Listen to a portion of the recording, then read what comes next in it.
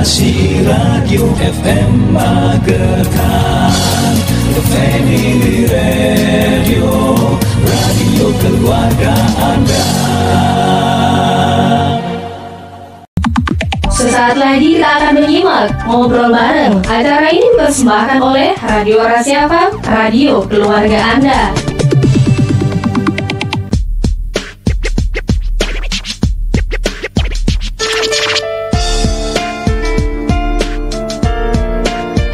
Rasi 90,6 FM, radio keluarga Anda. Assalamualaikum warahmatullahi wabarakatuh. Selamat siang Sobat Rasi, apa kabar?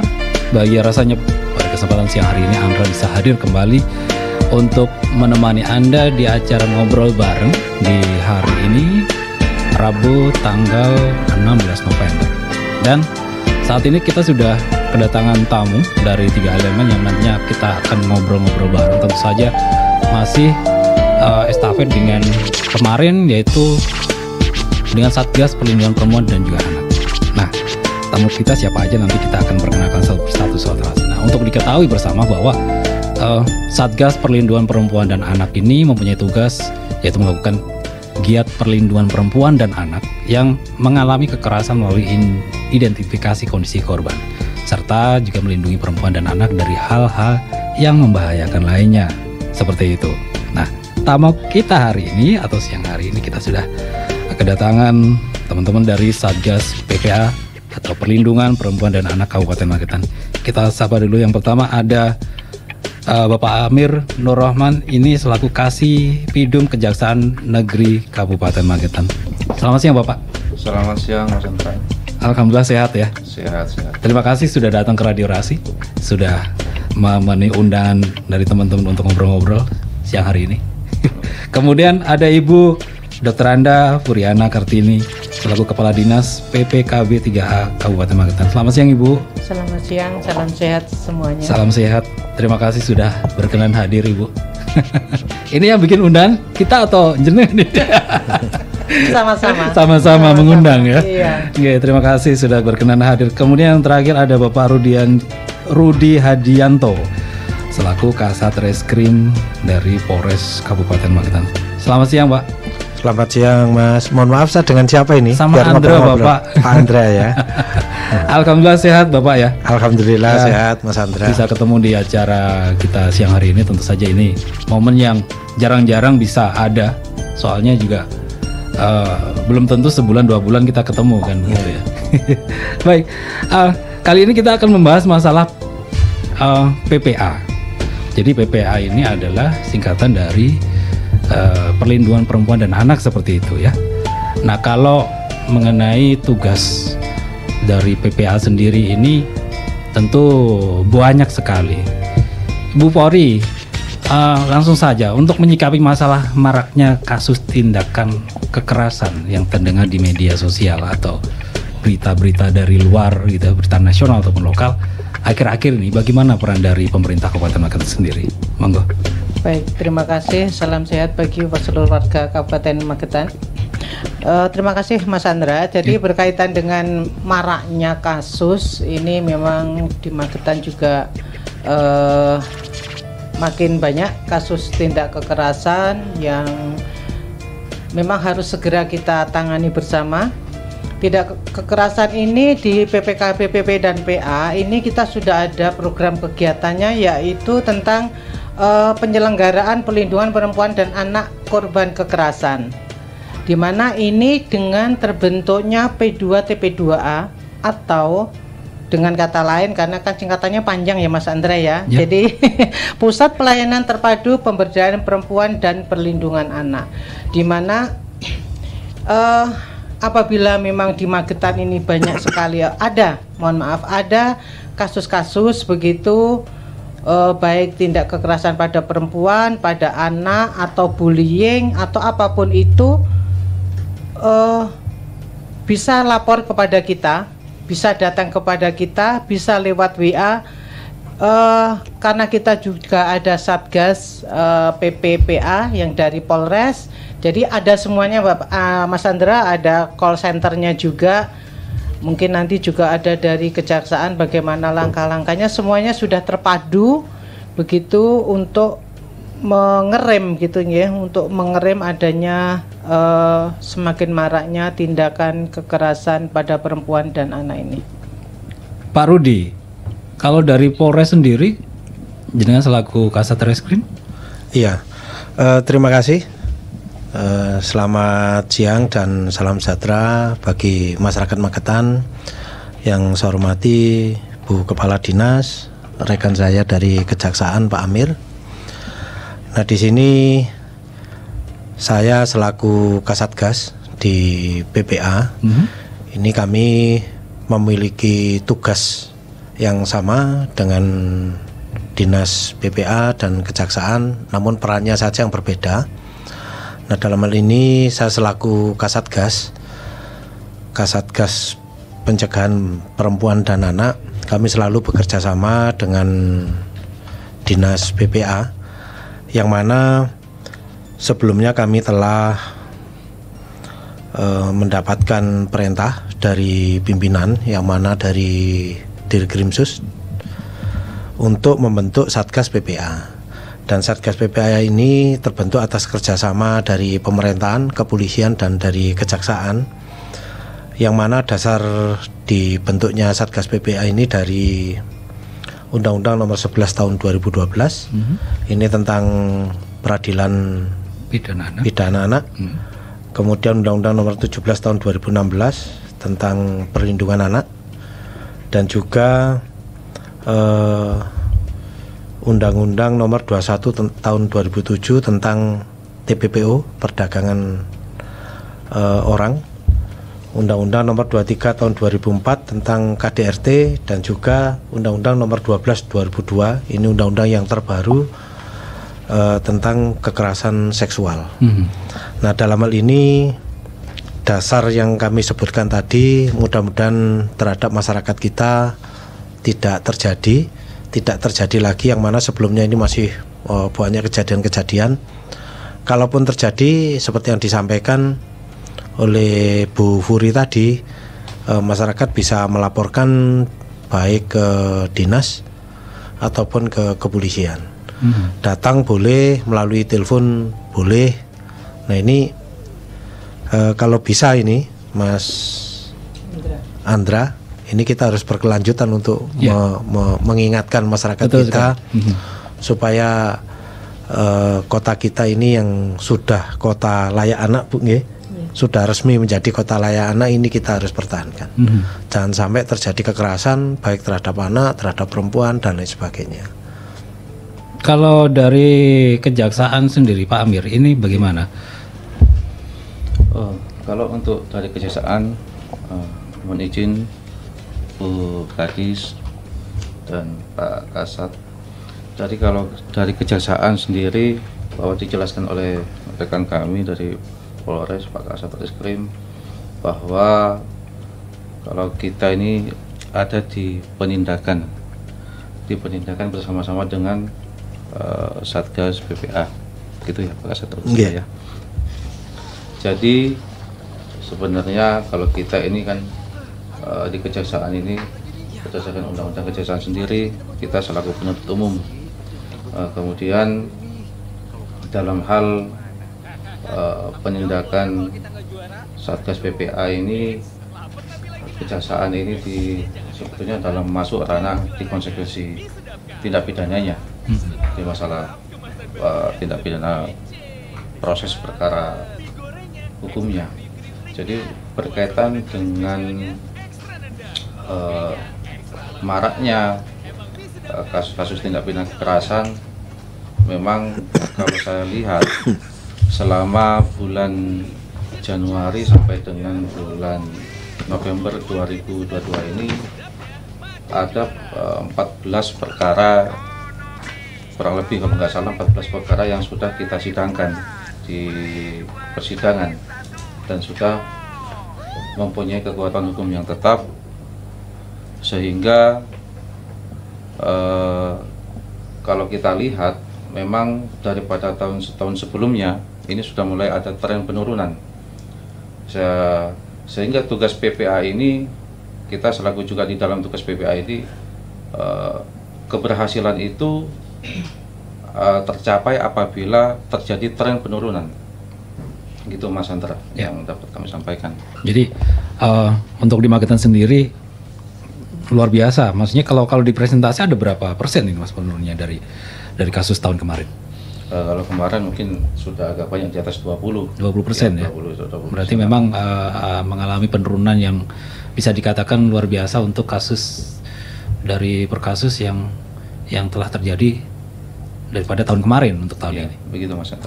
Nah, kalau kita melihat berita di sosmed atau di media sosial seperti itu ya, banyak sekali tindakan kekerasan di daerah lain. Mungkin mudah-mudahan nanti di Magetan tidak ada, harapannya seperti itu ya. Amin. ya tidak apa istilahnya, tidak ada hilang sama sekali, mungkin bisa diminimalisir lah seperti itu kan. Nah, dari apa kejadian-kejadian tersebut di atas ini tentu banyak sekali upaya, ya kan, kegiatan-kegiatan yang kira-kira di Magetan ini upaya-upaya pencegahannya seperti apa sih, Ibu Fori? Ya, baik, terima kasih.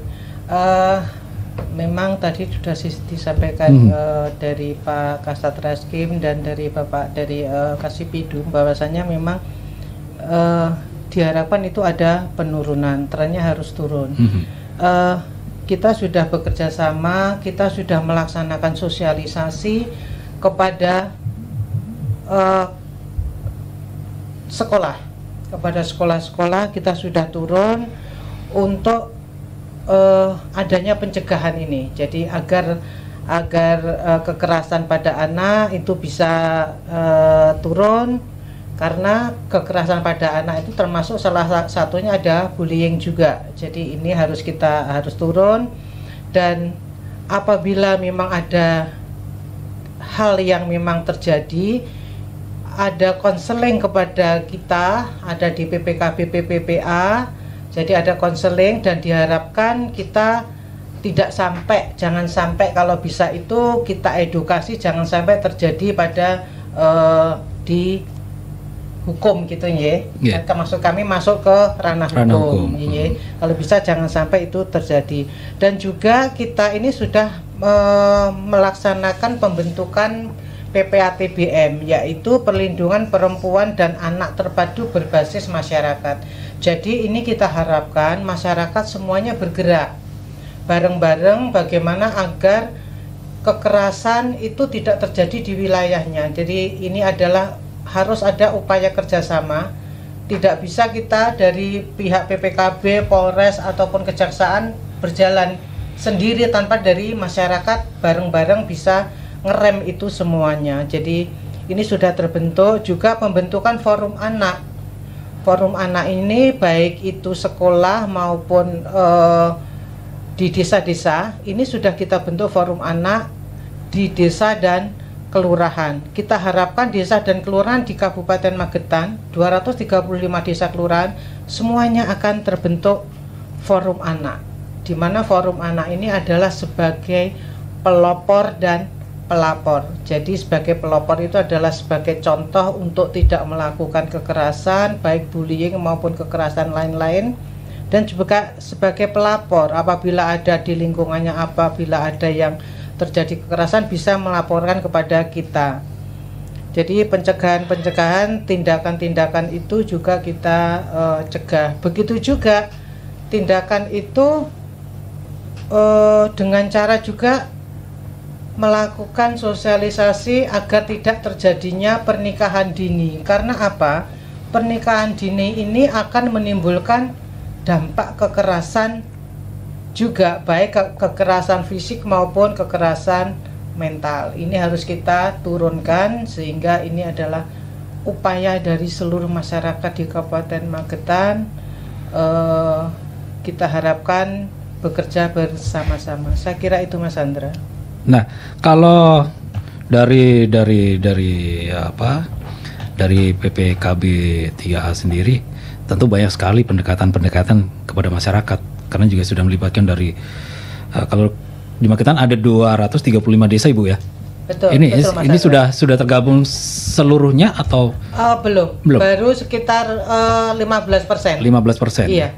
Tapi ini di tahun 2022 akan kita bentuk, ini akhir tahun 23 juga akan kita bentuk. Jadi secara bertahap. Mudah-mudahan tahun ini nanti selesai, Bu ya. Insya Allah. Insya Allah. Harapannya seperti itu. Iya. Pak Rudi, apa yang sudah dilakukan upaya dari kepolisian sendiri? Iya, jadi begini Mas Andra. Ini antara dinas, PPA, kepolisian dan kejaksaan ini kami selalu melakukan kerjasama. Kita lakukan kerjasama secara tim, kita turun langsung ke lapangan untuk melakukan sosialisasi. Sosialisasi yang telah kami lakukan dalam hal pencegahan supaya tidak terjadi kekerasan terhadap anak dan perempuan ini, kami bekerja sama dengan Pak Camat-Camat yang ada di Magetan ini. Pak Camat mengumpulkan kepala desa, mengumpulkan tokoh-tokoh masyarakat, mengumpulkan tokoh-tokoh agama, sehingga kami memberikan sosialisasi seperti materi yang disampaikan oleh Bu Furi tadi, termasuk adanya Satgas PPA yang sudah ada di Magetan. Nah, pencegahan-pencegahan ini harapan saya karena untuk menjangkau kepada masyarakat secara langsung ini perlu waktu yang agak lama, maka kami mengambil dari pimpinan-pimpinannya saja seperti pada Pak Camat, Pak Lurah, RT RW. Nah, ini supaya disampaikan pada masyarakatnya. Juga kami lakukan sosialisasi terhadap PHRI yang ada di Magetan, yang mana banyak kejadian terhadap anak-anak. Ini pelecehan seksual ini banyak terjadi di hotel-hotel yang ada di sana. Kami sangat berharap pada pemilik PHRI jangan sampai terjadi lagi, apalagi kalau mengetahui ini masih anak-anak masuk ke dalam kamar hotel, ini dia melakukan check-in supaya dilakukan pencegahan. Karena tanpa ada kerjasama dari PHRI kita juga tidak bisa melaksanakan pekerjaan secara maksimal. Kira-kira seperti itu, Mas. Jadi melakukan pendekatan terhadap para pengusaha hotel yang ada di Magetan seperti Yaitu itu ya. Justru target utama tim ini untuk melakukan sosialisasi kepada PHRI untuk melakukan pencegahan. Dan ke depan sudah kami rencanakan untuk sosialisasi ke pondok pesantren itu. Karena tidak lepas permasalahan ini juga muncul di pondok yang ada di luar Magetan. Nah, jangan sampai terjadi di Magetan, wilayah kita gitu. Harapannya seperti itu, nanti mudah-mudahan aman. Tidak seperti yang kita ketahui bersama kalau di daerah lain terjadi. Insya Allah Magetan aman lah. Mudah-mudahan kan harapannya seperti itu, Pak ya. Pak Amir, kalau untuk dari Kejaksaan sendiri gimana, Pak? Upaya yang sudah dilakukan? Mungkin bersama dengan Pak Kasat dan Bu Kadis ini. Jadi kalau dari Kejaksaan memang di Kejaksaan memang sudah ada ini Pak Mas Andra, memang sudah ada instruksi dari pimpinan khususnya. Jadi memang ada jaksa masuk sekolah, kemudian ada kita inovasi sendiri mungkin jaksa masuk pesantren, ya. Kemudian di Kejaksaan memang sudah ada instruksi dari pimpinan di Kejaksaan Agung, memang ada namanya jaga desa. Jadi dari situlah kita berangkat berkaitan dengan kita selaku Satgas PPA, kita juga sampaikan di sana bahwa dalam sosialisasi ini di Magetan memang masih ada dan masih marak sementara ini kejadian-kejadian tidak pidana kekerasan, kemudian tidak pidana perlindungan anak, ini masih ada. Makanya beberapa waktu lalu kita bersama-sama melakukan sosialisasi bersama di daerah Sarangan kalau begitu Pak Kasat, Pak Kadis ya. Jadi kita sama-sama di sana. Jadi memang yang lebih terpenting itu tempat-tempat yang memang sering terjadi, yang sering terjadi tindak pidana kekerasan, baik itu terhadap anak ataupun terhadap perempuan. Itu masalah. Nah, ini yang menarik jaga desa ini, Pak Amir. Apa yang sudah dilakukan kalau untuk masalah apa? Mungkin bisa dijelaskan untuk program ya jaga desa ini yang sudah dilakukan. Berkaitan dengan jaga desa memang ada di salah satu tupoksi di Kejaksaan, khususnya di bidang intelijen. Ini ada di Kejaksaan, memang salah satunya melakukan pembinaan di desa-desa, khususnya yang ada di Kabupaten Magetan 235. Jadi biasanya kita yang sudah lakukan itu kita taruh per kecamatan. Satu kecamatan ada mungkin kayak Pelausan ada 18 desa. Kita sudah lakukan kemarin itu, kemudian beberapa hari yang lalu kita lakukan juga di kecamatan yang lain. Itu berkaitan dengan berkaitan dengan anggaran-anggaran yang dilakukan oleh desa sebetulnya. Disitulah yang kita juga masukkan karena ini berkaitan dengan tindak pidana kekerasan, kita masukkan di sana untuk sekalian sosialisasi berkaitan dengan maraknya tindak pidana yang dilakukan oleh orang yang mungkin belum paham, karena di desa ini biasanya kan tidak mengerti kalau itu bersinggungan dengan hukum, masalah hukum. Begitu, Mas Hendra. Ya, sungguh menarik sekali obrolan kita pagi ataupun siang hari ini, saudara. Dan tentu banyak sekali hal yang bakal kita akan tanyakan nanti, akan kita bahas. Tapi sebelumnya, saudara, jangan kemana-mana dulu. Habis beberapa informasi yang bakal lewat, tentu saja kita akan balik lagi. Simak Radio Rahasia FM di www.rahasiafm.co.id.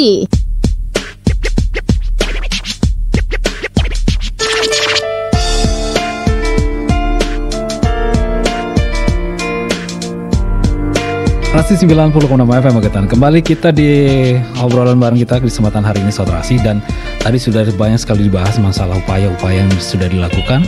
Dan tentu saja kita nanti akan membuka kesempatan untuk Anda yang pengen bergabung, saudara. Bisa di telepon 0351896137 atau bisa di WA juga di 0811302096. Baik. Mungkin bisa kita angkat dulu telepon yang sudah masuk, ingin menanyakan sesuatu kepada narasumber kita. Boleh, monggo silakan. Selamat siang. Selamat siang, Mas Andre. Oke, selamat siang. Assalamualaikum, dengan siapa Bapak? Ini dengan Pak Surya ya. Pak Agung Surya. Pak Agung Surya di Madiun. Di Madiun. Monggo Pak Agung. Ya, selamat siang Bapak dari Kejaksaan, dari Kadis, dari Kepolisian ya. Ya, saya mengapresiasi adanya tentang penanganan PPA ya, penanggulangan perempuan dan anak ya. Begini, saya ingin tanya pada Bapak, mungkin khususnya Bapak Kepolisian ya. Ini ada faktor apa ya? Ada faktor apa yang mengakibatkan terjadinya mungkin di wilayah Magetan ini seperti perceraian ya, selalu luar biasa ya, KDRT ya. Ini ada faktor apa? Mungkin contoh faktor ekonomi, mungkin faktor pernikahan dini, apakah seperti itu Bapak? Yang keduanya, mungkin Bapak tadi menjelaskan mengenai undang-undang terbaru ya tentang pelecehan seksual. Seperti apa Pak? Karena kelihatannya undang-undang baru ini belum terrealisasi, belum dilaksanakan ya. Karena banyak terjadi pelecehan seksual, pemerkosaan yang luar biasa ya. Apapun yang harus ditindak secara tegas. Karena apa? Mungkin kalau ini sudah ditindak tegas, mungkin mengurangi ya ada tindakan pelecehan seksual terhadap anak-anak. Apa mungkin ada kebiri itu Pak ya? Apa sudah pernah dilaksanakan? Itu saja dari saya. Terima kasih. Assalamualaikum. Terima kasih. Waalaikumsalam warahmatullahi wabarakatuh. Pak Agung Surya di Madiun. Ini tadi saya sempat menangkap apa yang menjadi pertanyaan dari Pak Agung ini tadi. Ini dari Pak Rudi, mungkin nanti bisa bantu jawab ya. Jadi mengenai sebenarnya faktor apa saja sih saat terjadinya ada kasus yang namanya tindakan kekerasan, KDRT mungkin ataupun yang lainnya seperti itu. Kemudian masalah undang-undang pelecehan seksual ataupun yang lain tadi sempat disinggung juga, mungkin bisa ditambahkan. Monggo Pak Rudi. Terima kasih Pak Agung Surya dari Madiun. Ini ada dua pertanyaan. Ini faktor terjadinya perceraian dan faktor terjadinya KDRT. Kalau faktor terjadinya perceraian ini yang paling tahu dari ini ya, dari mana dari pengadilan agama.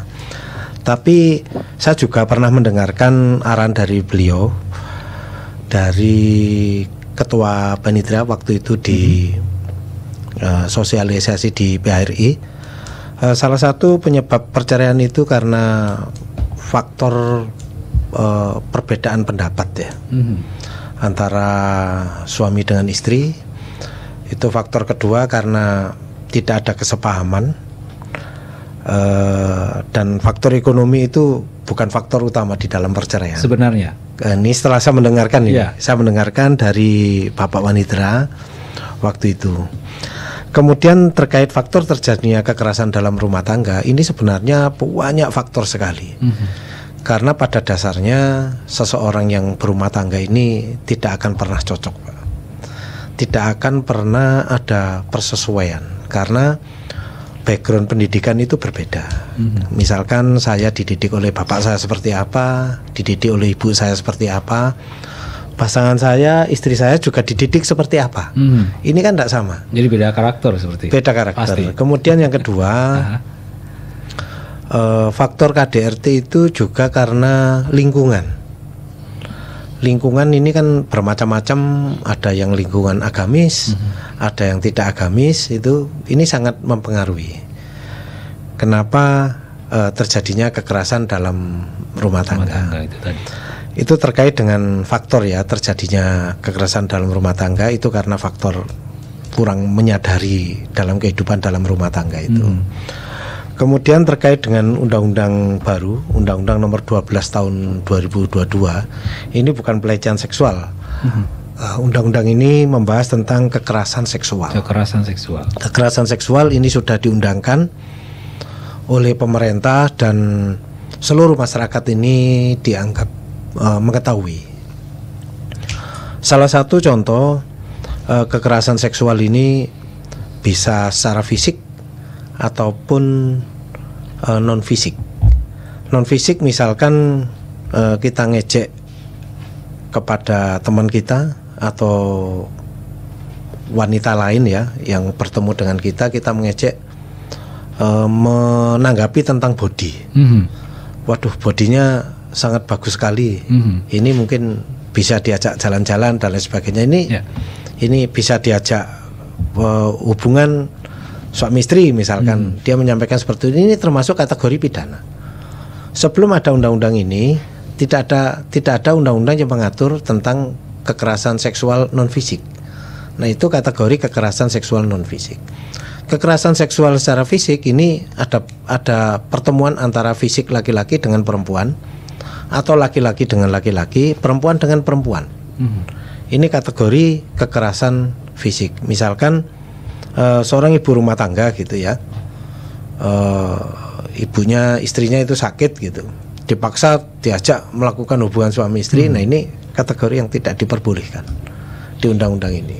Jadi kita harus menyadari, oh istri saya sakit, saya harus merawatnya.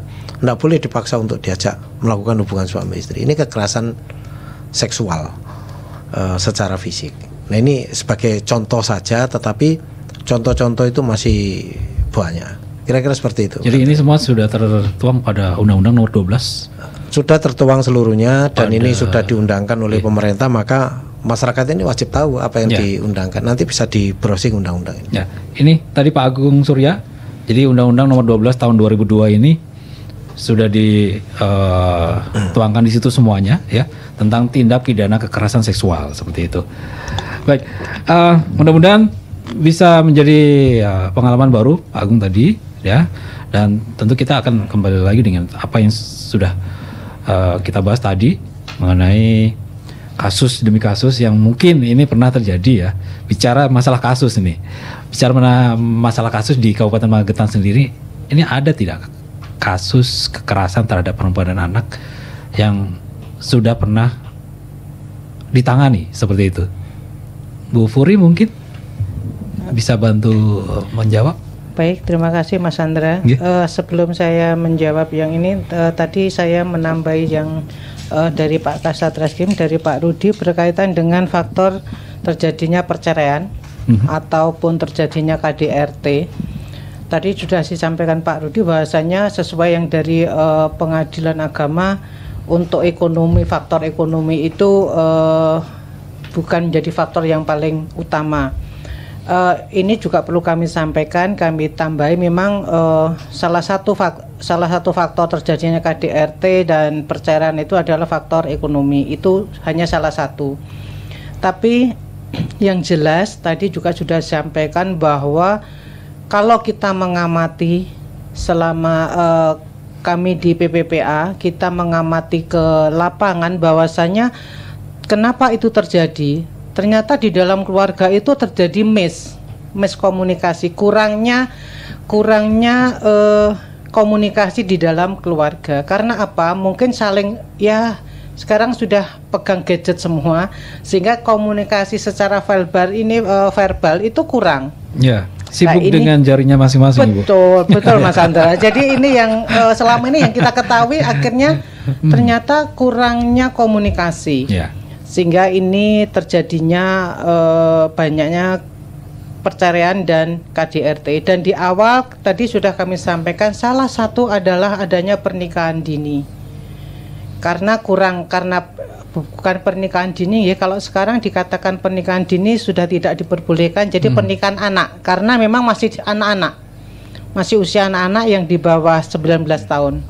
Jadi pernikahan anak ini yang membuat akhirnya karena belum siap mental baik laki-laki maupun perempuannya, yang membuat akhirnya terjadinya KDRT dan akhirnya menjadikan perceraian. Ini yang terjadi, banyak yang terjadi hal semacam itu. Di samping ada faktor ekonomi.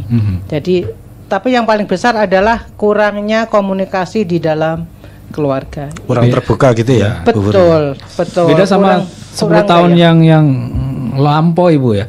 10 tahun yang lama mungkin belum ada begitu banyak gadget. Betul. Jadi kalau ngobrol ya lewat langsung face to face, bisa langsung ketemu, langsung ngobrol seperti itu. Iya. Sekarang pakai gadget mungkin nggak pernah ketemu sama orangnya. Iya, betul Mas Andra. Yang bisa menyebabkan miskomunikasi kan di situ sebenarnya. Iya, memang dari dinas kita pun kita kan juga menangani keluarga berencana, jadi mengenai keluarga berkualitas. Jadi kita selalu mensosialisasikan agar dapatnya, kalau bisa diupayakan bahwa dalam satu hari itu aja bisa makan bareng satu kali. Pada saat makan malam itu bisa berkomunikasi. Jadi tinggalkan gadget, ngobrol begitu. Ini selalu kita sampaikan agar mengurangi mengurangi miskomunikasi. Kecuali yang merantau ya, Bu Ri. Oh betul. Tapi sekarang sudah ada video call ya. Bisa melihat wajahnya ini. Jadi kan tetap bisa berkomunikasi gitu ya. Karena begini, ada juga anak-anak sekarang itu sudah happy aja dengan gadgetnya, tidak mau berkomunikasi dengan orang tua, dan karena orang tua juga sibuk dengan mencari nafkahnya, sehingga ya sudah gitu di rumah ya dengan sendiri-sendiri saja. Ini yang selalu kita sampaikan ke lapangan agar itu bisa diminimalisir, komunikasi agar lebih ditingkatkan untuk mengurangi KDRT tersebut. Begitu, Mas. Nah, ini ada faktor lagi nih, Pak. Gimana? Kenapa? Faktor lagi yang kadang-kadang orang itu tidak terus terang ini, Bu. Pihak ketiga. Ya. Jadi perceraian itu terjadi karena pihak. Salah satu tapi itu faktor juga. Tapi jarang dimunculkan itu, Bu. Oh iya. Baik di peradilan atau di komunikasi dengan yang lain jarang. Padahal banyak karena faktor pihak ketiga itu. Faktor yang satu ini. Faktor yang satu ini sangat tersembunyi. Nggak. Ya. Tadi mungkin syukur-syukur kalau sehari aja tanpa gadget gitu Bu ya. Iya. Sehari tanpa gadget diterapkan di program ataupun di keluarga mungkin dalam bisa. Keluarga, iya, dalam keluarga utamanya. Sehari 2 hari tanpa gadget. Bisa nggak kira-kira ya seperti itu? Bisa pingsan serumah tangga ini. Bisa pingsan serumah. Kalau untuk kerja boleh lah. Kalau untuk kerja. Ya tanda kutip kan kalau untuk urusan kerja. Untuk kenapa kerja, tidak? untuk sekolah Gitu. boleh. Iya. Pak Amir, ada yang mau ditambahkan, Bang? Ya, sedikit saya nambahkan dari Pak Agung ya tadi, Pak Agung Surya ini sama Diun. Jadi memang betul apa yang disampaikan Ibu Gadis sama Pak Kasat memang. Jadi ini kalau saya bicara fakta saja, memang kemarin ada perkara dari Polres yang nggak salah tentang KDRT, sudah saya limpahkan ke pengadilan. Memang satu pelaku, cuman korbannya 2. Jadi memang betul penyebabnya itu salah satunya miskomunikasi ya. Jadi dia pelaku mukul korban istrinya, kemudian mukul juga mertuanya, dipukul juga ini sekalian. Jadi dilaporkan dua-duanya. Jadi LP-nya ini dua. Yang satu istrinya melaporkan, yang satu mertuanya melaporkan. Sehingga pada saat proses gitu, memang pada saat itu mungkin menggebu-gebu ya, kalau dilaporkan, akhirnya ditindaklanjuti. Setelah sampai di pengadilan, ceritanya berbeda. Jadi istrinya yang pertama sudah masuk ya kan, sudah dihukum. Kemudian pada saat hari ini kalau nggak salah sudah tuntutan ini untuk mertuanya ini, korbannya, istrinya di depan persidangan ini sudah mulai bermohon-mohon kepada majelis ini, jangan dihukum. Ini gimana? Jadi ini kan juga pertimbangan pada saat proses lagi berjalan. Jadi ini penyebabnya memang betul. Jadi komunikasi yang kurang intens mungkin ya, sehingga menyebabkan ya memang selain penyebabnya faktor ekonomi, itu juga itu pemicunya memang komunikasinya kurang seperti itu ya. Nah, kalau kita ya tadi kembali ke masalah kasus yang pernah terjadi, mungkin pernah ditangani sama pihak kejaksaan sendiri ataupun dari kepolisian sendiri, apa yang pernah terjadi nih terhadap perempuan dan anak nih Pak? Sebenarnya kalau ngomongin kasus sepertinya mungkin banyak ya. Yeah. Mungkin baru-baru ini aja. Ya, baru-baru ini yang juga akan saya koordinasikan kepada Bapak Kasipidum bahwa kasus terakhir ini ada pemukulan yang dilakukan oleh seorang suami terhadap istrinya ini dengan menggunakan alat berupa amer. Amer itu ya? Palu yang besar itu. Nah, dipukulkan ke kepalanya, namun tidak mengakibatkan luka berat. Nah, di sini salah satu penyebabnya yang disampaikan oleh Bu Kepala Dinas tadi, ini memang antara suami dengan istri dan anak tidak ada komunikasi.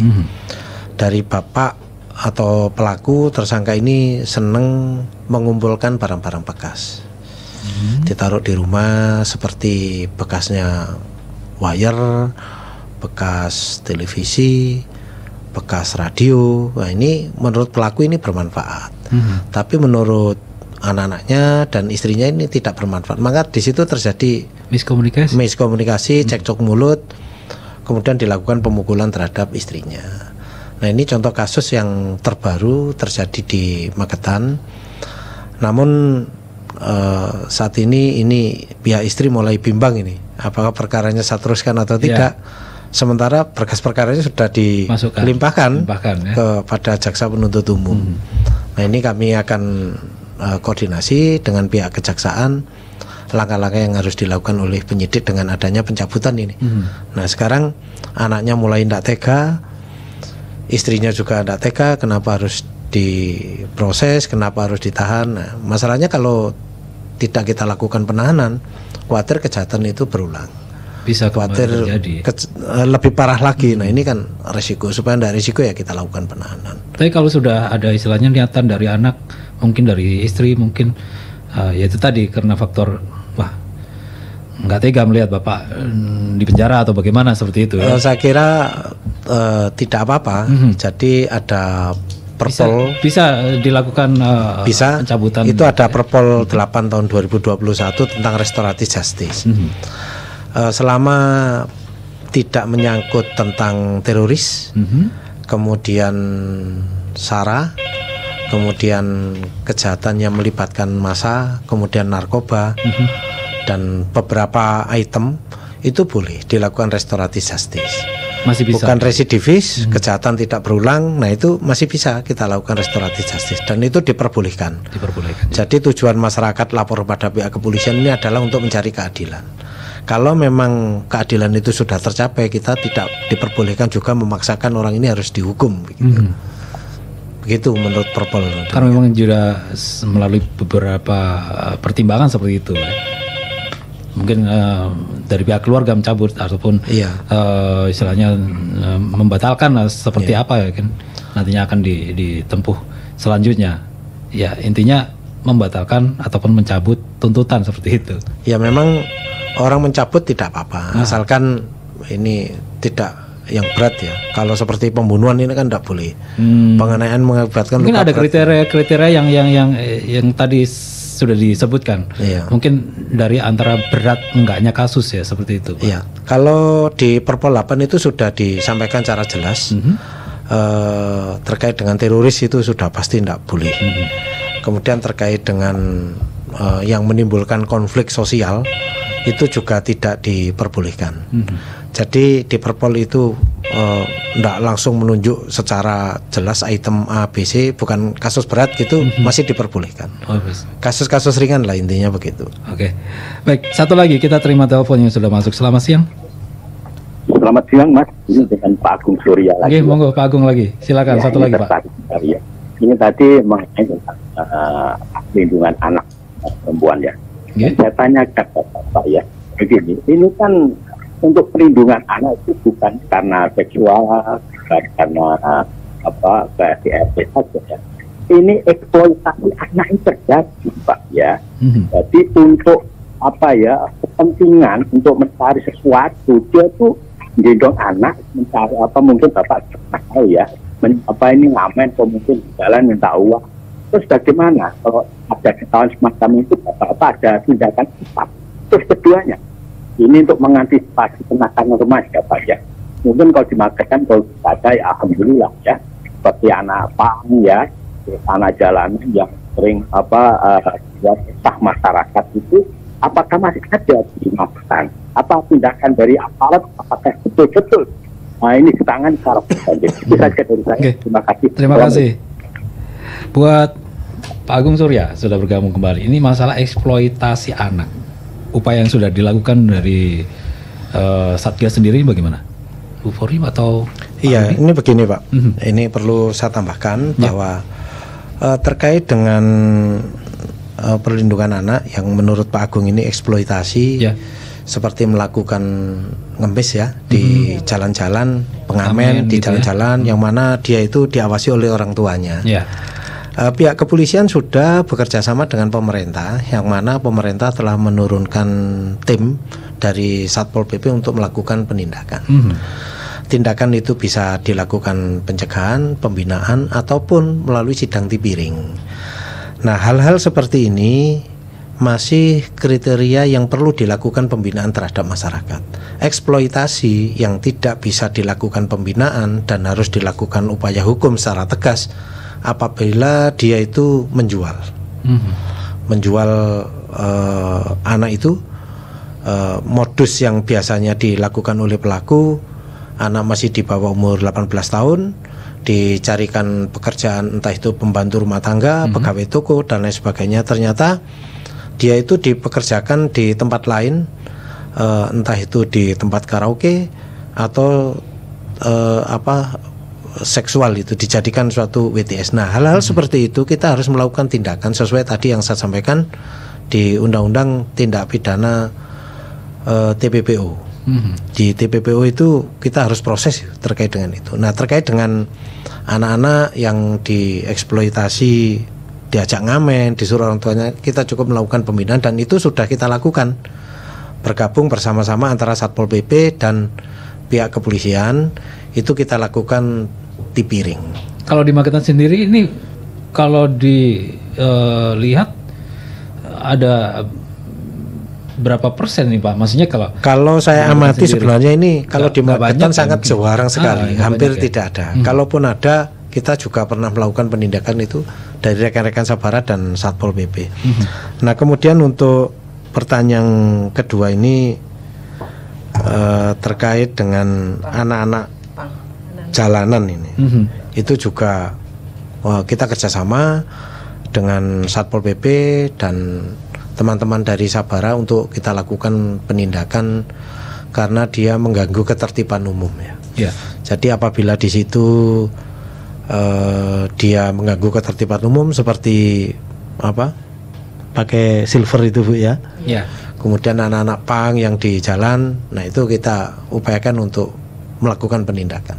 Dan ini sudah dilakukan oleh pihak kepolisian. Kadang-kadang kita ada operasi ya yang di kepolisian namanya operasi penyakit masyarakat itu. Jadi memang sudah diupayakan untuk menindak ataupun memberikan pembinaan terhadap mereka-mereka yang betul. Kita sudah melakukan upaya itu. Jadi biasanya yang komplain masyarakat yang ada di lingkungan Ya. Ini banyak manusia silver, banyak anak-anak punk. Dia ini ngamen, uang ini dipergunakan untuk membeli minuman keras gitu. Kita dikhawatirkan seperti itu. Kadang-kadang posisi ngamen itu mukanya ini masih kondisi merah itu sambil mabuk. Jadi kita mau ngasih takut dosa, nggak dikasih itu kita juga ingin punya pahala gitu. Terima kasih Pak Agung, tadi sudah disampaikan mengenai apa yang ditanyakan tadi. Sebenarnya kita pengen ngobrol banyak nih Pak, Ibu, tapi juga waktunya nggak terasa ini ya, sudah 1 jam. Mungkin ada satu lagi mau disampaikan ke sahabat Rasi sebelum kita tutup acara kita hari ini. Dari Bu Furi mungkin? Baik, terima kasih Mas Andra. Tadi sudah banyak disampaikan baik dari Pak Kasipidu maupun dari Pak Kasat Reskrim berkaitan dengan kekerasan perempuan dan anak, perlindungan perempuan dan anak. Monggo, tadi sudah di awal sudah kami sampaikan bahwa kita terbuka. Kalau ada kasus bisa lapor kepada kita dengan P2TP2A-nya, kita siap. WA di 0895 3967 50822. Ini monggo bisa langsung atau dengan Satgas PPA-nya dengan hotline 110. Jadi ini di Polres 110 karena memang kita sudah Satgasnya menjadi satu tim begitu. Jadi kita harapkan, kita upayakan tim Satgas PPA ini nantinya bisa menurunkan dengan cara pencegahan dan sosialisasi kepada masyarakat. Jadi ini kita upayakan untuk sesering mungkin turun ke lapangan agar tidak terjadi kekerasan pada perempuan dan anak, dan bisa melibatkan atau bisa nantinya menjadi anak berhadapan dengan hukum yang bisa menimbulkan dampak psikis nantinya ke belakang. Saya kira itu Mas Andra. Terima kasih. Oke, terima kasih. Pak Rudi mau menambahkan monggo. Saya kira cukup dari sama juga. Pak Amir? Sedikit mau disampaikan monggo. Dengan adanya sosialisasi seperti ini, khususnya masyarakat Magetan bisa lebih memahami, dan saya berharap kedepannya tren-tren untuk tindak pidana kekerasan terhadap anak dan perempuan ini bisa lebih turun lagi. Itu Mas Andra. Oke, terima kasih Pak Amir sudah berkenan hadir, Ibu Puri, Pak Rudi sudah berkenan hadir. Terima kasih. Ngobrol-ngobrol kita siang hari ini luar biasa. Nggak terasa sekali 1 jam sudah terlewati. Mudah-mudahan di kesempatannya lebih menyenangkan lagi, nanti bisa bertemu kembali dengan tema-tema yang luar biasa tentu saja. Akhirnya, Sobat Rasi dari kawasan MT Haryono Permai 13 Magetan, saya Andra mengucapkan selamat siang, selamat beraktivitas. Wassalamualaikum warahmatullahi wabarakatuh. Waalaikumsalam warahmatullahi wabarakatuh. Baru saja Anda simak Ngobrol Bareng. Acara ini dipersembahkan oleh Radio Rasi FM, Radio Keluarga Anda.